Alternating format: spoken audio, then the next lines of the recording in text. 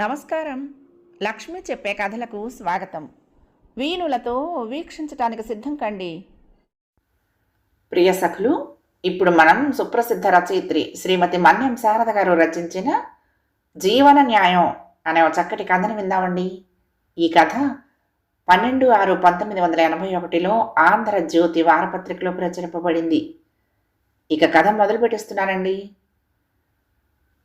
సరిగ్గా ఆఫీస్కి రావాల్సిన టైం దాటిపోయిన 3:15 గంటకి పొడి దగ్గు, దాని వెనుక కాళ్ళు ఏడుస్తున్న జోళ్ల చప్పుడు, గొడుగుని నేలకు తాటిస్తున్న ధ్వని, ఇవన్నీ కలిసి ఆదినారాయణ రూపంలో సెక్షన్లోకి ప్రవేశించాయి. ఒక రకమైన విసుగుదలతో రాస్తున్న నోటు ఆపేసింది రమ. మరొక 5 నిమిషాల్లో పెద్ద శబ్దంతో బీరువా తెరిచి ధన్ ధన్ అంటూ 2 ఫైళ్లను టేబుల్ మీదకి గిరాటేసి బర్రుమంటూ కుర్చీ ఈడ్చి ధబేలుమంటూ కోలపడి ఏదో వింత రకం జంతువు వరిచినట్టు 2 తుమ్ములు తుమ్మి పేపర్ తెరిచాడు ఆదినారాయణ.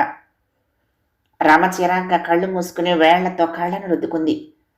ఈడియట్, ఆఫీస్కు లేటుగా వచ్చింది కాక వెధవ న్యూసెన్స్ వీడును కసిగా మనసులోనే తిట్టుకుంది. పైగా గ్రాడ్యుయేటుట, ఎట్లా తగలబెట్టాడో. అసలు ఈ కాలేజీలు ఏమి నేర్పుతున్నాయి? కాస్త లిటరేచరు, కాస్త సైన్సు, కాస్త హిస్టరీ, ఎందుకు ఇవన్నీ ఆడవను? కాస్త సభ్యత, మరి కాస్త సంస్కారం నేర్పని పనికి మాలిన డిగ్రీలు. ఏదైనా ఒక సబ్జెక్టు ఓడబీకి నలుగురిలో మనిషి ఎలా ప్రవర్తించాలో, ఎలా మాట్లాడాలో నేర్పినా దేశం కాస్త బాగుపడిపోయేది. ఇవి రమ ఆలోచన. రామని పరిశీలిస్తున్న లలిత నవ్వింది. ఎప్పుడు ఉండేదేగా, నోటు రాసుకో అంది. ఏమి రాస్తాము, చూడు సర్కస్ కంపెనీ తెరిచాడు అంది రామ కసిగా. ఆదినారాయణ ఇదంతా గమనించే పరిస్థితిలో లేడు.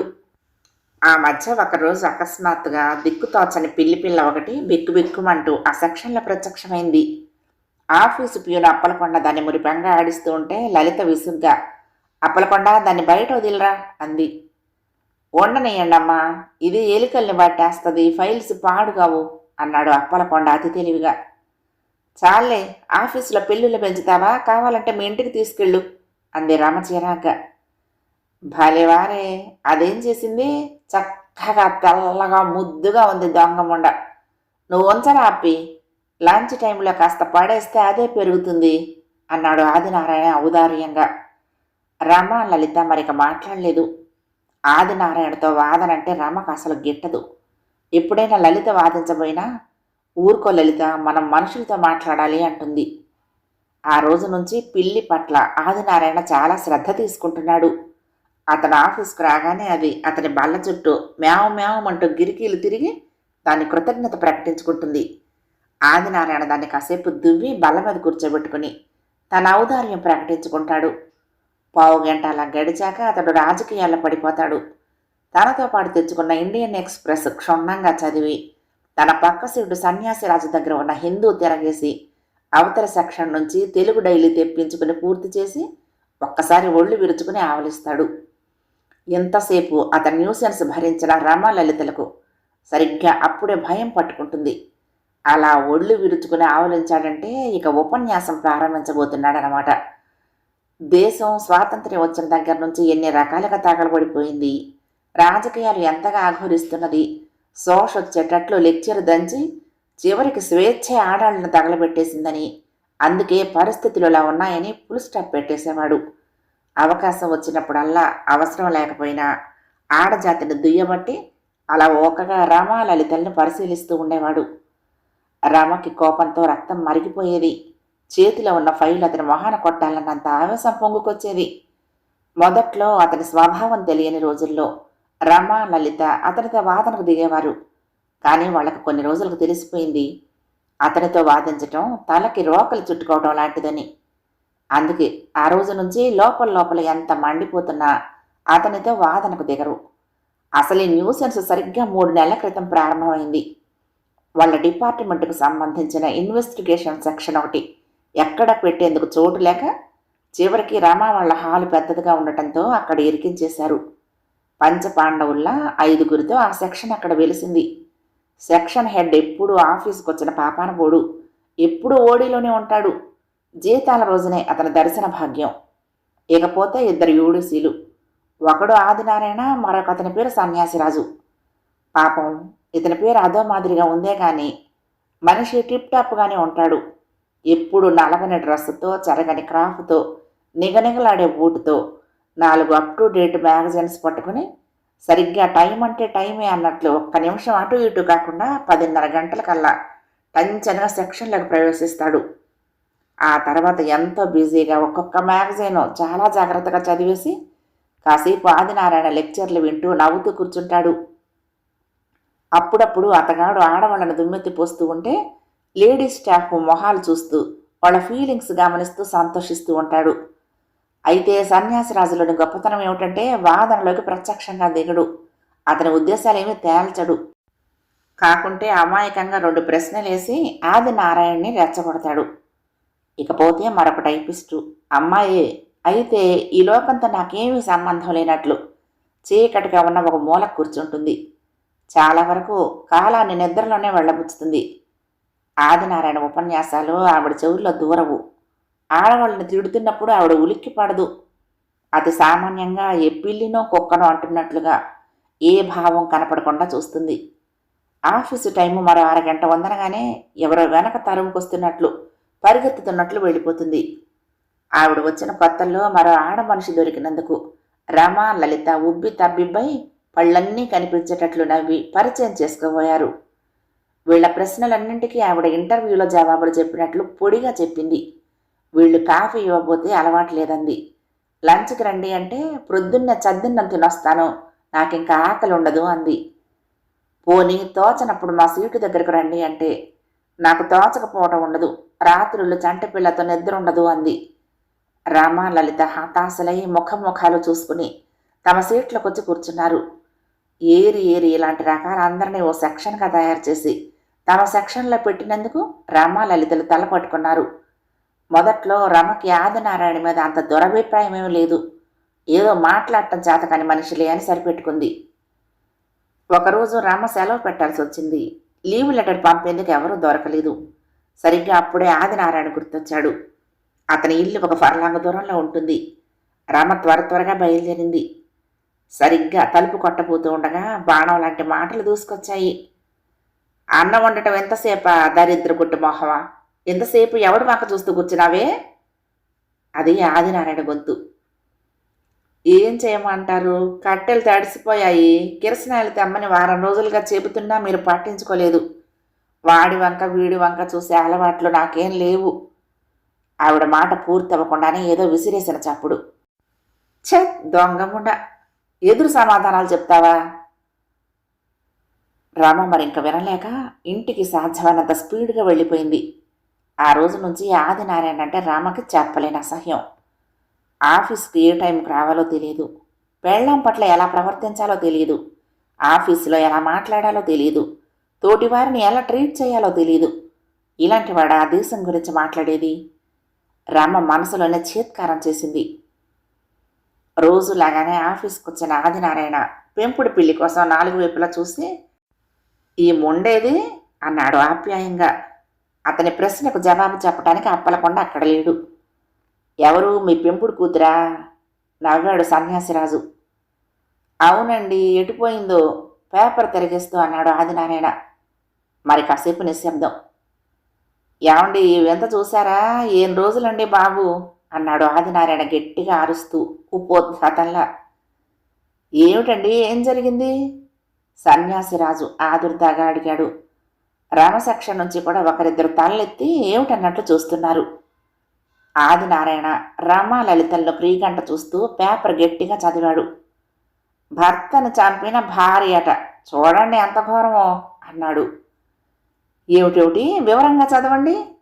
ఇనుముడించిన ఉత్సాహంతో సర్దు కూర్చున్నాడు సన్యాసిరాజు.